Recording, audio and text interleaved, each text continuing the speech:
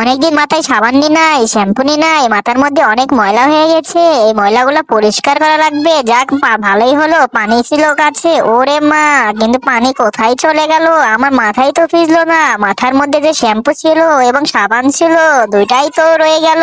আমি কি দিয়ে এখন মাথা ধোবো? ভাইয়াকে ডাকি। ভাইয়া, ভাইয়া, তুমি কোথায় আছো? তাড়াতাড়ি চলে আসো। আমার ভাইয়ের কি হয়ে গেল রে? তাড়াতাড়ি যাই। কিরে ভাই, তোর কি হয়ে গেছে? ওরে বাবারে, এখানে না একটা বেলুনের ভিতরে পানি ছিল, পানিটা কোথায় চলে গেল? একটা আইডিয়া বের করি। যাক, ভালোই হলো। এই আইডিয়াটা যদি আমি কাজে লাগাতে পারি আমার ভাইয়ের অনেক ভালো হবে। সর্বপ্রথম আমি সিলিন্সিটা সুন্দর করে টেরা করে নিচ্ছি, যাতে পরবর্তীতে কোনো রকমের সমস্যা না হয়, এবং পাইপটা ঢুকিয়ে দিচ্ছি। এবং বোতলের যে কাকটা ছিল, বোতলের কাকটা আমি আগুন দিয়ে সুন্দর করে গরম করে নিচ্ছি, যাতে সমস্যা না হয়। এবং সিলিন্সিটা ঢুকিয়ে দিলাম। এবার বোতলের কাকটা সুন্দর করে পানি ঢেলে দিলাম, যাতে কোনো রকমের সমস্যা দেখা দিতে না পারে। ভাইয়া লে, তোর এবার ভালো হবে নে গোসল করা, তোর কোনো রকমের সমস্যা হবে না। তুই সুন্দর করে মাথাটা পরিষ্কার করে নে, তোর ময়লা যত আছে সব পরিষ্কার করে নে ভাইয়া। বন্ধুরা, তোমরা যদি মাকে ভালোবাসো অবশ্যই আমার চ্যানেলটি সাবস্ক্রাইব করে পাশেই থাকবে।